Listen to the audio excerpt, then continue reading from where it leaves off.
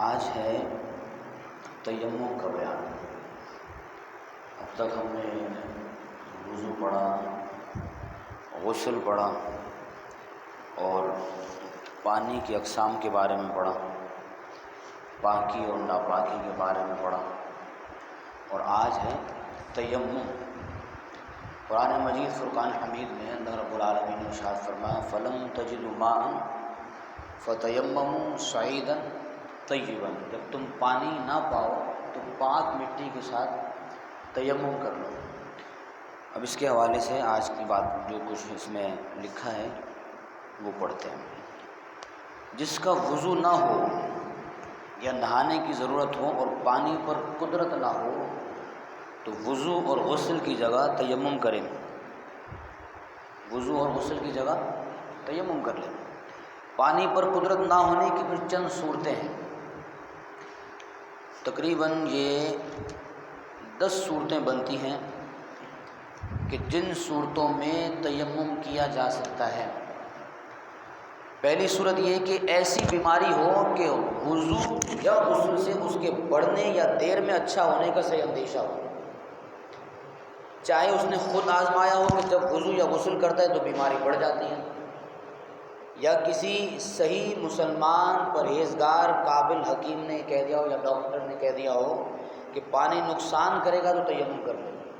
مسلمان کی شرط اس لیے لگائی ہے کہ ہو سکتا ہے کہ کافر آپ سے بغض رکھتا ہو، عداوت رکھتا ہو، اس بنا پر مسلمان پرہیزگار کی قید لگائی کہ ایسا ڈاکٹر جو کہ اس چیز کو سمجھتا ہو اور وہ یہ کہہ دے کہ پانی نقصان کرے گا تو پھر تیمم کرنا جائز ہوگا۔ اب اس کے اندر مسائل ہیں۔ پہلی صورت کے اندر کچھ مسائل ہیں، پھر آگے جتنی بھی صورتیں نا ان کے اندر مسائل ذکر کیے گئے ہیں۔ پہلا مسئلہ یہ کہ محض خیال میں بیماری بڑھنے کا ہو تو تیمم جائز نہیں ہوگا، یعنی بس خیال کرتا ہے لیکن در حقیقت ایسا ہوتا نہیں ہے۔ ایک تو چیز ہے نا کہ پریکٹیکلی اس نے آزما لیا ہو یا ایسے کر لیا ہو کہ وہ پانی استعمال کیا اور اس کو لگا کہ بھئی ہاں بیماری بڑھ رہی ہے، تو اس صورت میں کیا کرے گا؟ تیمم کر لے گا۔ وگرنہ اگر خیال ہی ہے صرف اس کا جبکہ آزمایا نہیں ہے تو پھر کیا کریں؟ اب خیال میں بیماری کا بڑھ جانے کا خوف ہو تو تیمم جائز نہیں ہوگا۔ یوں ہی کسی کافر یا فاسق اور معمولی طبیب نے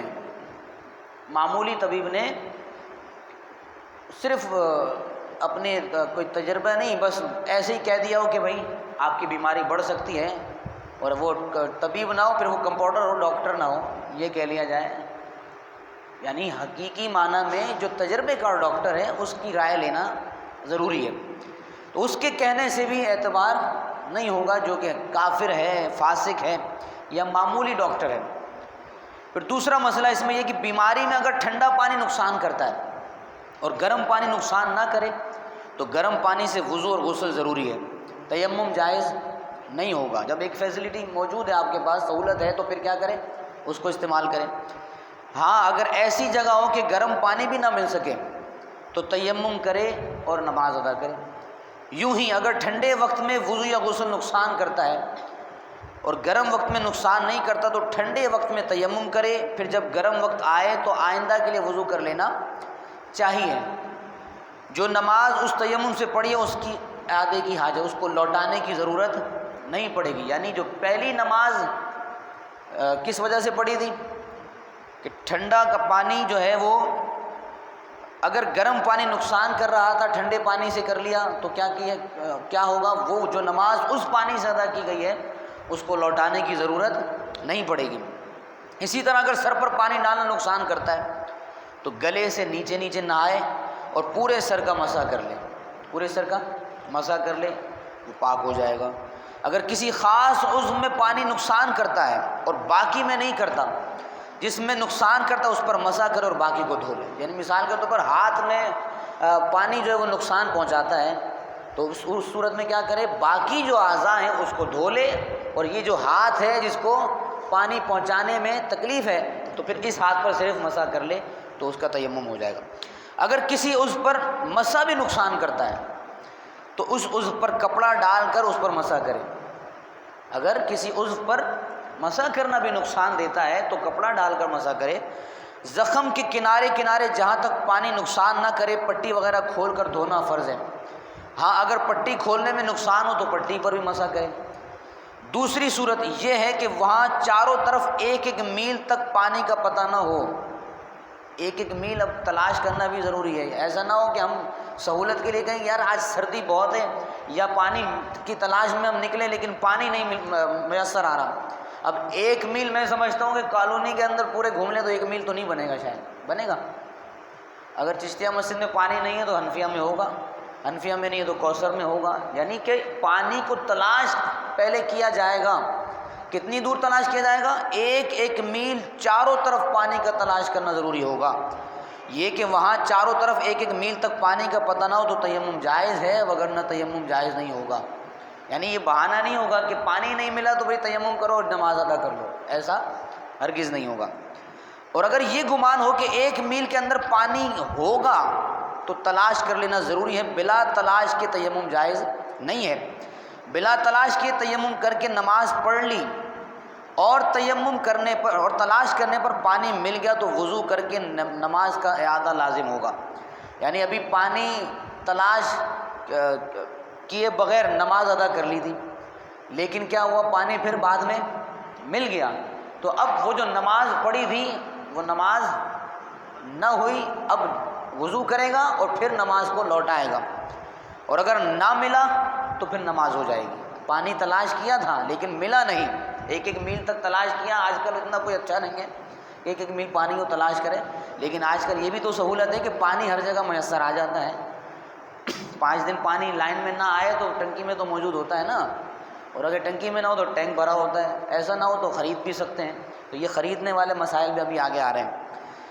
نماز پڑھتے میں کسی کے پاس پانی دیکھ لیا، تیمم کر کے نماز شروع کی تھی، اب کیا کیا، نماز کے دوران پانی کسی کے پاس دیکھ لیا اور گمان غالب ہے کہ مانگنے سے دے بھی دے گا تو نماز توڑ کر پہلے پانی مانگے گا پھر نماز ادا کرے گا، یعنی وضو کرے گا اس سے پھر نماز ادا کرے گا۔ وہ یہ نہ سمجھے گا کہ میں تو نماز پڑھ رہا ہوں یار اور میں اس سے بچ جاؤں گا، ایسا نہیں ہوگا، بلکہ پانی مل گیا اب نماز کو توڑ دے گا اور پھر وضو کر پانی مانگ کر پھر کیا کرے، وضو کرے پھر نماز ادا کرے گا۔ تیسری صورت، اتنی سردی ہو کہ نہانے سے مر جانے یا بیمار ہونے کا خوف، کبھی اندیشہ ہو، اتنی سردی اتنی ٹھنڈ ہو رہی ہے کہ اگر پانی میں ہاتھ ڈالا تو موت ہو جائے گی یا بیماری پڑ جائے گی، تو پھر کیا کریں؟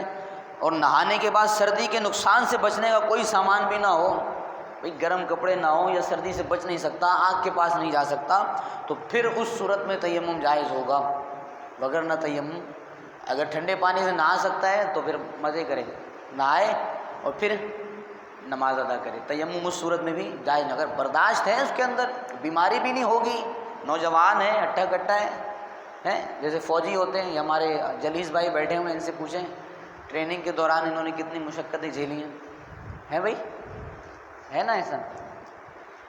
چوتھی صورت یہ کہ دشمن کا خوف ہو کہ اگر دیکھ لے گا تو مار ڈالے گا یا مال چھین لے گا، یا اس غریب نادار کا قرض خواہ ہے کہ اسے قید کرا دے گا، یا اس طرف سانپ ہے وہ کاٹ لے گا، یا شیر ہے کہ پھاڑ کھائے گا، یا کوئی بدکار شخص ہے کہ جو بے آبروئی کرے گا تو تیمم جائز ہوگا۔ یعنی اتنی صورتیں ہیں، کیا دشمن کو خوف ہو، چیر پھاڑ کرنے والے جانور کو خوف ہو، یا سانپ بچھو کے کاٹنے کا خوف ہو کہ اس طرف جاؤں گا تو نقصان پہنچائے گا، تو اس نقصان سے بچنے کے لیے کیا کرے گا، تیمم کرے گا اور پھر اس کے بعد اس کے لیے درست ہوگا کہ وہ اسی تیمم سے نماز ادا کرے۔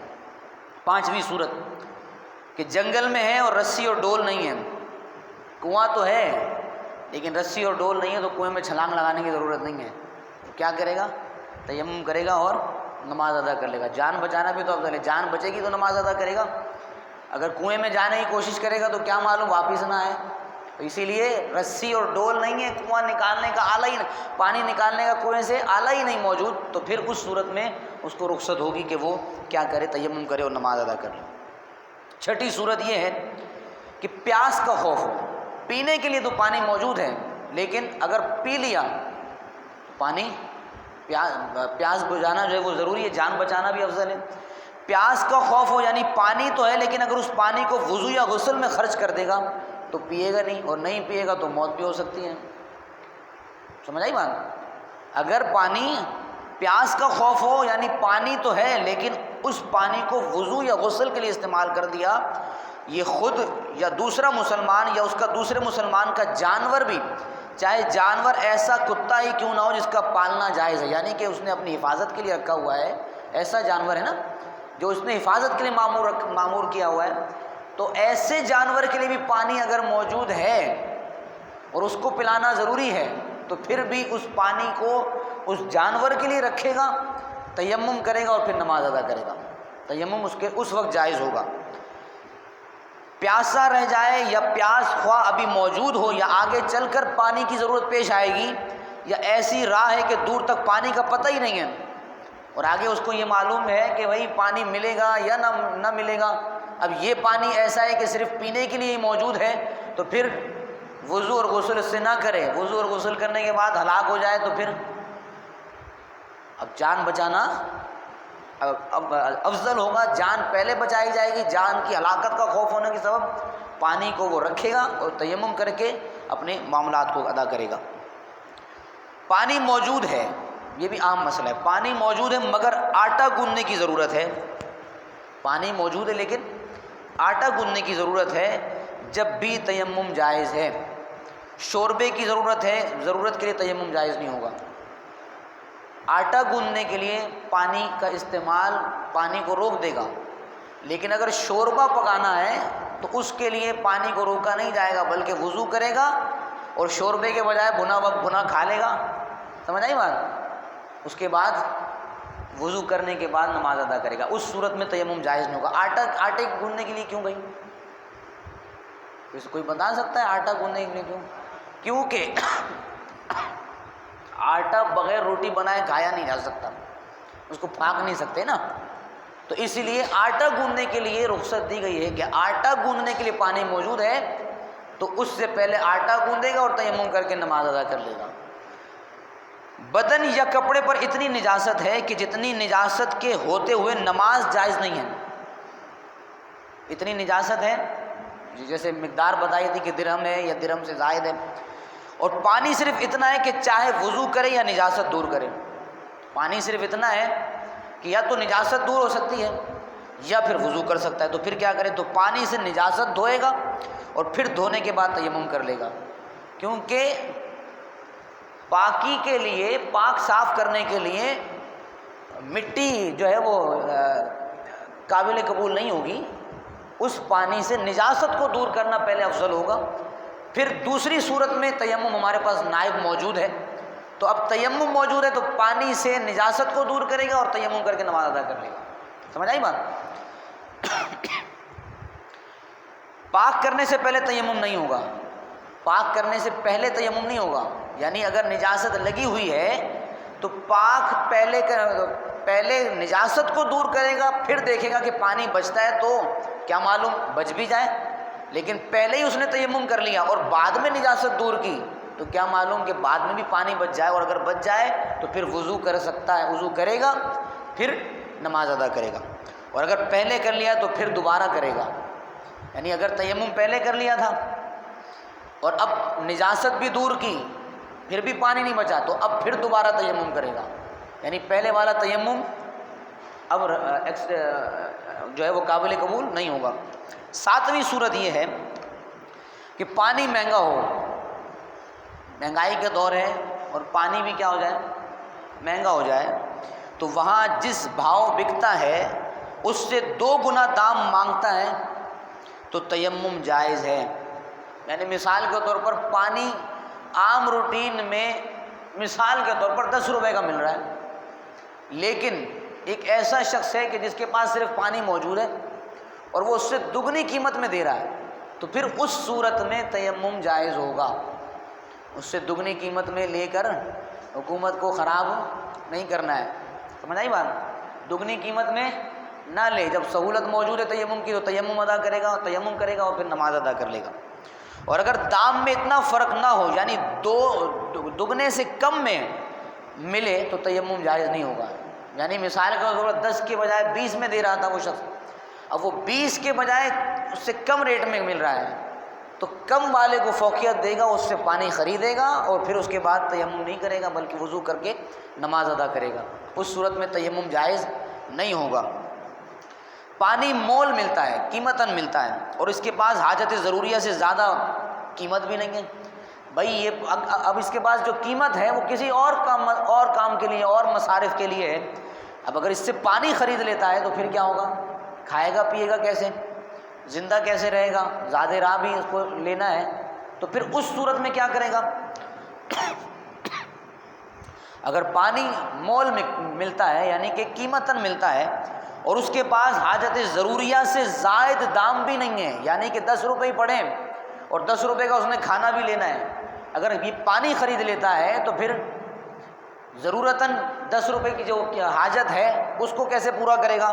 تو اس صورت میں بھی تیمم جائز ہوگا کہ وہ اس کو پانی کے لیے خرچ نہ کرے، بلکہ دیگر جو اس کی ضروریات ہیں اس کے لیے رقم رکھی ہے تو وہ اس سے کیا کرے گا؟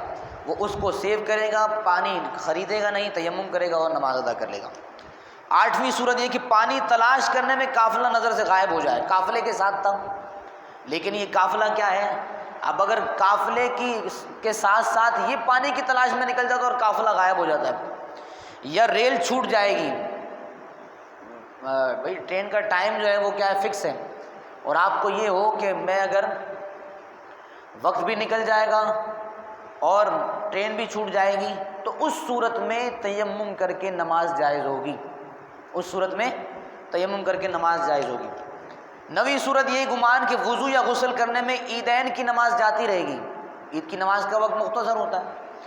اب یہ کیا کرے؟ یہ گمان ہے کہ اگر میں وضو یا غسل کرتا ہوں اور اس صورت میں میری عید کی نماز نکل جائے گی یا وقت نکل جائے گا تو اس صورت میں تیمم جائز ہوگا، خواہ یوں کہ امام پڑھ کر فارغ ہو جائے گا یا زوال کا وقت آ جائے گا، کیونکہ عید کی نماز زوال سے پہلے ادا کرنی ہوتی ہے. تو دونوں صورتوں میں تیمم جائز ہوگا کہ امام فارغ ہو جائے گا نماز ادا کرانے سے، یا پھر دوسری صورت کیا ہے کہ وقت زوال کا آ جائے گا اور یہ عید کی نماز کا وقت گزر جائے گا تو پھر اس صورت میں تیمم جائز ہوگا. لیکن آج کے دور میں مختلف مقامات پر عید کی نماز ہوتی ہے تو چاہیے کہ عید کی تیاری پہلے سے کریں. ٹھیک ہے نا؟ یہ سہولت نہیں ہوگی کہ 10 بجے سو کے اٹھ رہے ہیں آرام سے اور پھر یہ کہیں کہ یار میں تو اگر غسل کرنے لگ گیا تو پھر امام صاحب تو فارغ ہو جائیں گے اور زوال کا وقت ہو جائے گا، تو پھر یہ سستی کہلائے گی، یہ اس میں رخصت نہیں ہوگی. اب پہلے کیا ہے، اس کو احتیاط یہ کرنی ہے کہ وقت جو زوال کا ہے اس سے پہلے تیاری کرے عید کی.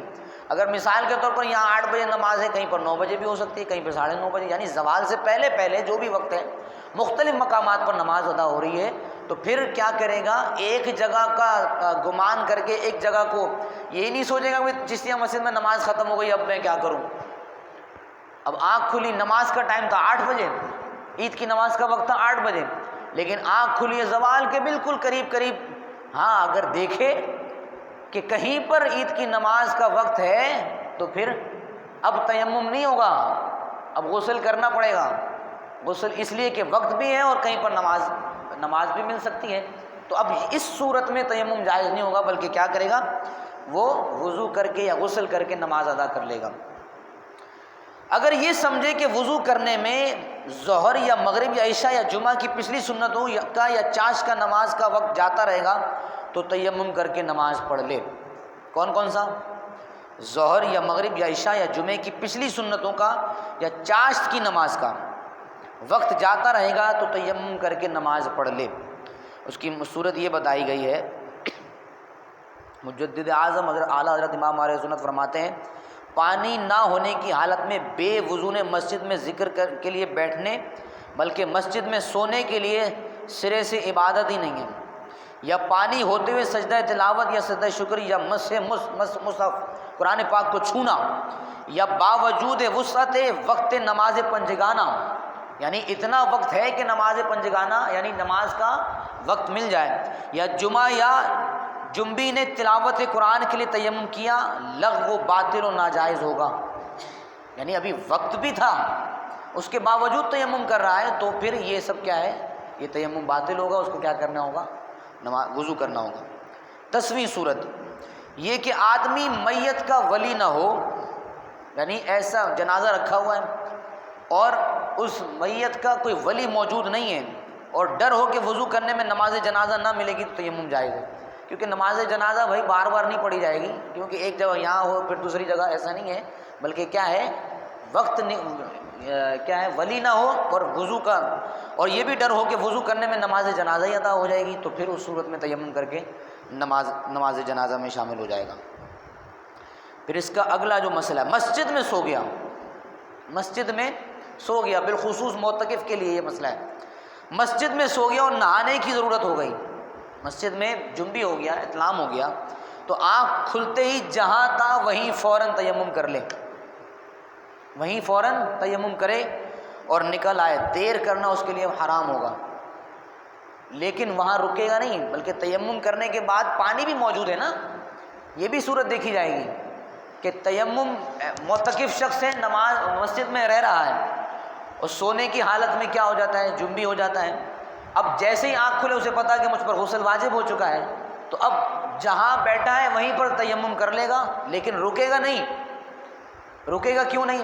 بھئی سوال پیدا ہو سکتا ہے نا، وہ تیمم کر کے پاک ہو گیا، رک کیوں نہیں رہا؟ تو دوسری صورت یہ کہ پانی موجود ہے پاس، اگر پانی نہ ہوتا تو پھر اس کو رخصت تھی کہ اب تیمم کر کے یہ پاک ہو چکا ہے، اب چونکہ پانی قریب میں موجود ہے، پانی قریب ہونے کی بنا پر یہ یہاں پر تیمم اس لیے کر لے گا کہ مسجد سے جانے کے لیے اس کو یہ گناہ گار نہ ہو، اس صورت میں اتنی دور تک یہ پاک کہلائے گا، لیکن جہاں پانی نظر آ گیا اس کو، اب یہ اس کی پاکی ختم ہو جائے گی، اب وہ غسل کرے گا اور پھر مسجد میں واپس آئے گا، دیر کرے گا تو اس کے لیے کرنا حرام ہوگا۔